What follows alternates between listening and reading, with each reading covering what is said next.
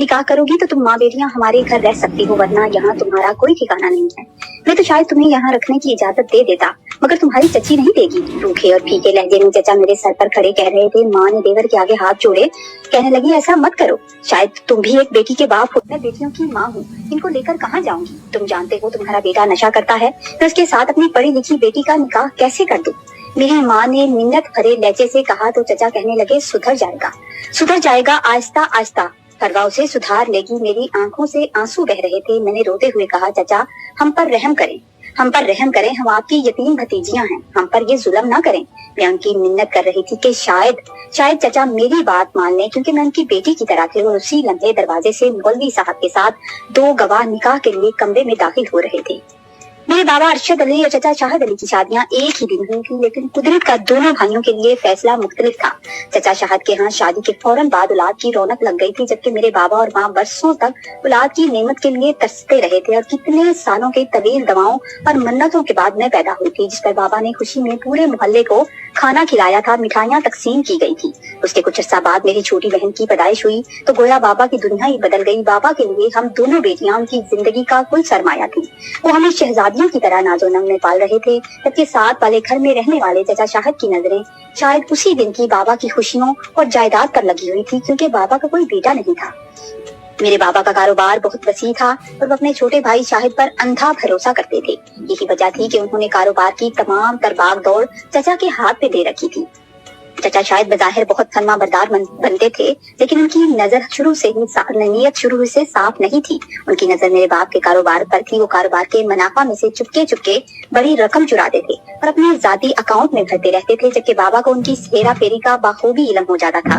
कई बार ऐसा हुआ कि हिसाब किताब में लाखों का फर्क आया, मगर बाबा सिर्फ इसलिए खामोश रह जाते थे कि शाहिद उनका सगा छोटा भाई था और वो उसे सबके सामने रुसवा नहीं करना चाहते थे। वो हमेशा यही सोचते कि शायद एक दिन शाहिद को अपनी गलती का एहसास हो जाएगा और वो खुद ही अपनी गलती मान लेगा। लेकिन चचा ने इस शराफत को मेरे बाप की कमजोरी समझ लिया था।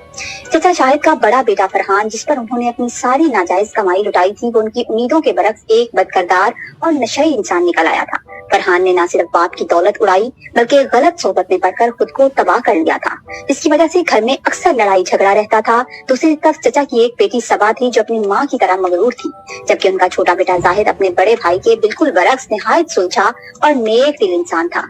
चचा शाहिद को हमेशा ये खटक लगी रहती थी कि अरशद अली की तमाम बड़ी जायदाद उनकी बेटियों को मिल जाएगी। इसीलिए उन्होंने अपने जहन में एक भयानक मंसूबा बना रखा था कि किसी तरह मेरा निकाह वो अपने नशई बेटे फरहान से कर दें, ताकि जायदाद घर से बाहर ना जाए, क्योंकि जायदाद के तो वो लालची थे। चचा शाहिद की फितरत में हसद इस कदर बढ़ चुका था कि वो हर वक्त बाबा को नीचा दिखाने की कोशिश में लगे रहते थे।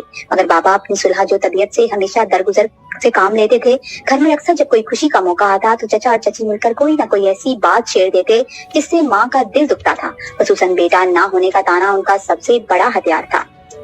बाबा अक्सर माँ को तसल्ली देते कि उनकी बेटियां ही उनके बेटे हैं, लेकिन चचा की नजरें तो उनकी जमीन और जायदाद पर थी, जो उनके बकौल वारिस के ना होने की वजह से उनके बेटों का हक बनती थी। एक शाम जब फजा में अजीब सी घुटन थी, चचा शाहिद अपने बड़े बेटे फरहान का रिश्ता लेकर बाबा के पास आ गए। वो मेरे बाबा के पास आए। उन्होंने बड़ी बेशर्मी से ये मुतालबा कर दिया था कि मेरी शादी उनके आवारा और नशई बेटे से कर दी जाए, निकाह कर दिया जाए, ताकि जायदाद खानदान नहीं रहे। उनको लगता था कि मेरे निकाह के बाद उनका बेटा सुधर जाएगा।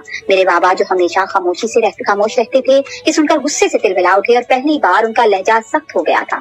उन्होंने दो टोक अल्फाज में कहा था, शाहिद कुछ तो खुदा का खौफ करो। तुम जानते हो तुम्हारा बेटा किन राहों का मुसाफिर है, और तुम मेरी इतनी समझदार और पढ़ी लिखी बेटी का हाथ एक ऐसे शख्स के हाथ में देने की बात कर रहे हो जिसका अपना कोई मुस्तकबिल नहीं है। मेरे बाबा ने साफ इनकार कर दिया कि वो अपनी बेटी की जिंदगी कभी किसी नशई के नाम नहीं करेंगे। इस पर चचा शाहिद सख्त नाराज हुए और धमकियां देते हुए वहाँ से चले गए। चचा के बाद बाबा बजाहिर खामोश हो गए थे, लेकिन उनके दिल पर किसी बात का गहरा असर लिया था उन्होंने। वो खामोश से रहने लगे। वो कमरे में जाकर लेट गए और शायद अपने भाई की इस कदर गिरी हुई सोच पर अंदर ही अंदर कड़कते रहे थे। उनके चचा ने बड़े गुस्से में धमकियां तक दे डाली थी। अचानक उनकी तबीयत बिगड़ने लगी। सीने में उठने वाला दर्द इस कदर शदीद था कि उन्हें अस्पताल जाने का मौका ही नहीं मिला, और वो चंद लम्हों में हमें तड़पता छोड़कर अपने खालिक हकीकी से जा मिले। बाबा का इंतकाल हमारे लिए किसी कयामत से कम नहीं था।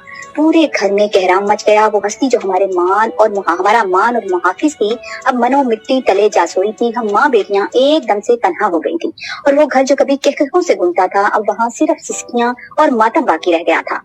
बाबा की तदफीन के बाद घर का माहौल निहायत सोगवार था, लेकिन चचा शाहिद की आंखों में दुख की बजाय एक अजीब सी फातिहाना चमक थी, जैसे उन्होंने बहुत बड़ी कामयाबी हासिल कर ली हो। अभी बाबा को बिछड़े सिर्फ 10 दिन गुजरे थे। हमारी आंखों के आंसू भी खुश्क नहीं हुए थे और घर में अभी तक सोग की फिजा कायम थी कि एक दोपहर चचा शाहिद अचानक बगैर दस्तक दिए अम्मी के कमरे में आ गए।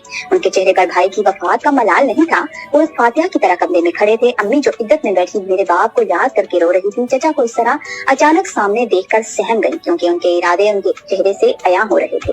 चचा ने किसी किस्म की हमदर्दी या ताज़ियत का लफ्ज कहे बगैर अपनी असली बात शुरू कर दी थी। उनका लहजा इंतहाई रूखा और जहरीला था, जैसे वो किसी घड़ी का बरसों से इंतजार कर रहे हों और जैसे उनका मकसद पूरा हो गया हो।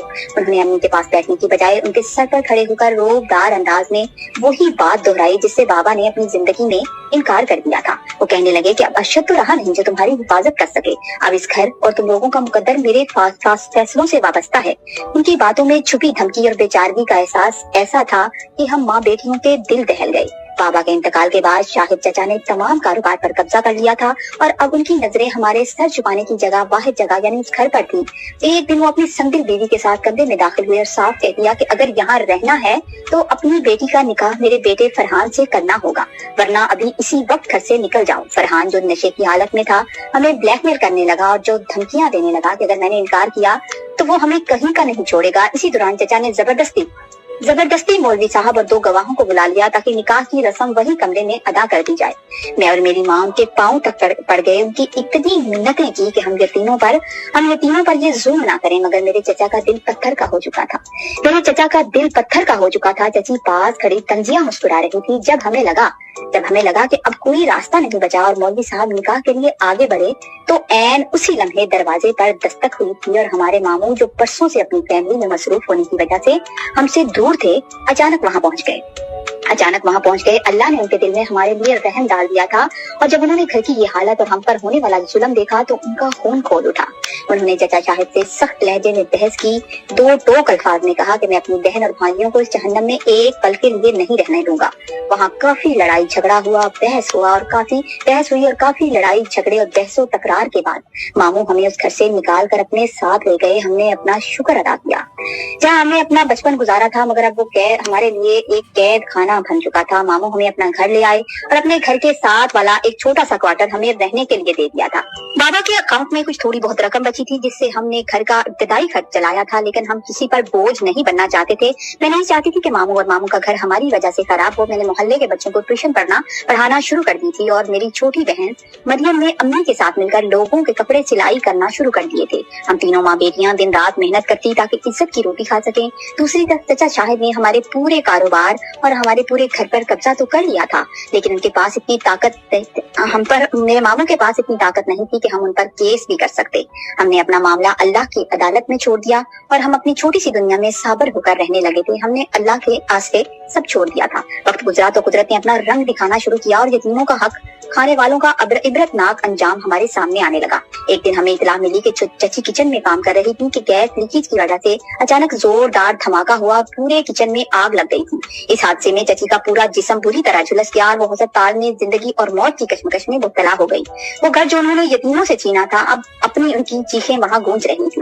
घर में काफी नुकसान हुआ था, काफी चीजें जल गई थी। चचा शाहिद जो कल तक जायदाद के नशे में चूर थे, आज अस्पताल के चक्कर लगा रहे थे। कुदरत का पहिया घूमा तो शाहिद चचा के घर पर मुसीबतों के पहाड़ टूट पड़े थे।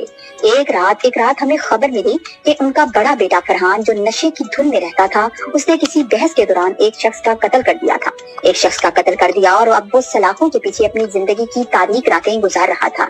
चचा अपनी बीवी के झुलसे हुए वजूद और बेटे की जेल की जिंदगी की वजह से मुकम्मल तौर पर टूट चुके थे। उनकी एक टांग हॉस्पिटल में थी और एक टांग जेल में बैठे अपने बेटे की तरफ जिस माल और दौलत जायदाद के लिए उन्होंने अपने भाई की निशानियों को दरबदर किया, अपने भाई के साथ बुरा सलूक किया, वही माल अब वकीलों और अस्पताल की नजर हो रहा था, मगर सुकून उनके करीब से नहीं गुजर रहा था।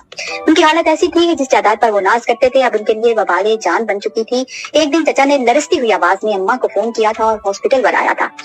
जब हम वहां पहुंचे तो मंजर देखकर रूह कांप उठी। चच्ची का जिस्म पूरी तरह झुलस चुका था और वो तकलीफ से तड़प रही थी। जिस्म पूरी तरह झुलसा हुआ था और रो रही थी, जबकि पास बैठे चचा भी जारो कतार रो रहे थे। हमें देखते ही चचा अम्मा के पाँव में गिर गए, अम्मा के कदमों में गिर गए और फूट फूट कर माफी मांगने लगे। कहने लगे, भाभी मुझे माफ कर दे, मैंने यतीमों का हक मारा था, इसीलिए अल्लाह ने मुझे दुनिया में जहन्नम दिखा दी है। मेरा बेटा जेल में है और मेरी बीवी जिंदगी और मौत की कश्मकश में मुझे मेरे गुनाहों की सजा मिल रही है।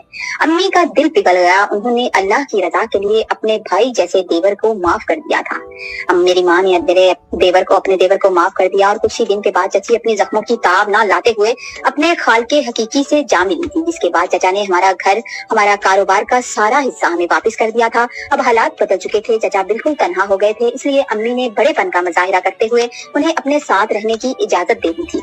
अब अपने ही घर की सरबराह है, सबके लिए खाना बनाती हैं, सबका ख्याल रखती हैं, घर संभालती हैं, जबकि चचा बाहर के मामलात देखते हैं और अपने गुनाहों का कफारा अदा करने के लिए तौबा इस्तगफार करते हैं और बिल्कुल हमें भी बाप की तरह प्यार देते हैं। उनका बड़ा बेटा अब भी जेल में अपनी सजा काट रहा है, जबकि मेरी जिंदगी में भी खुशियों ने दस्तक दी और एक बहुत अच्छी फैमिली से मेरा रिश्ता आया और मेरी मंगनी हो चुकी है और जल्द ही शादी हो जाएगी। आज मैं अपने गुजरे हुए कल पर एक नजर डालती हूँ तो दिल गवाही देता है कि सच कहते हैं कि यतीम का हक खाने वालों को वो पैसा कभी रास नहीं आता। अल्लाह ताला किसी न किसी सूरत में वो माल निकाल ही लेता है और इंसान को उसकी औकात याद दिला देता है।